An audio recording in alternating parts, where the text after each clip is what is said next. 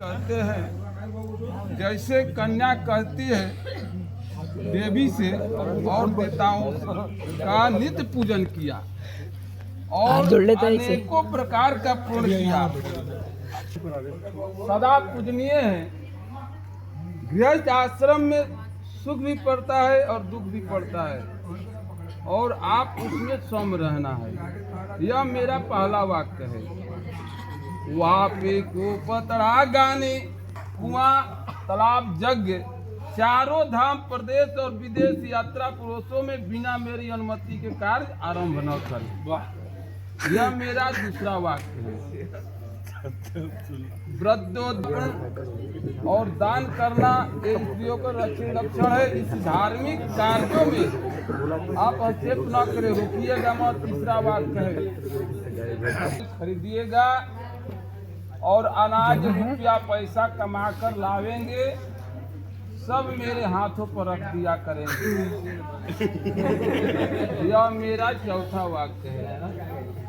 ससुराल में मतलब का पूजा समय ससुराल में जाइएगा ऐसा रहकर मतलब ये है कि अगर तू कमा के आवत सब उठा के दूसरे को मत दे दीजिएगा। एकरे बाद हम जानी तो कितना कमाई है पहले बतिया सुनबा कितना कमाई हो, एक बाद लेकर के माई के बाबू के सबके दे जा, लेकिन दक्षिण पहले जानकारी हमें हो चाहिए। इनके जानकारी दे। ठीक ठीक आगे समझ के लिए घोड़ा आदि पशुओं के खरीद या बिक्री बिना हमारी संपत्ति के न करे। यह मेरा पांचवा वाक्य है। भूषण नौ रत्नों सोने चांदी के बने हुए तरह तरह के आभूषण विवाह के समय पहनाकर भी बाद में उतरवा न ले। नहीं ससुराल में जाइएगा सब उतार के दूसरे को मत दे दीजिएगा।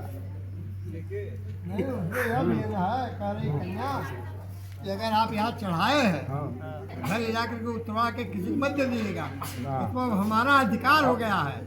अगर आप कभी मुसीबत में मांगेंगे तो मैं दूंगा आपको, इस पर मैं नहीं दूंगा। हुकारी भरा बाबा हिंदू के घर जब मांगलिक विवाह जनेऊ काज पड़ेगा और गाना बजाना होगा तब मैं बिना बुलाए यहीं चली जाया करूंगी, लेकिन आप रोकिएगा, मैं अपमानित न करेंगे।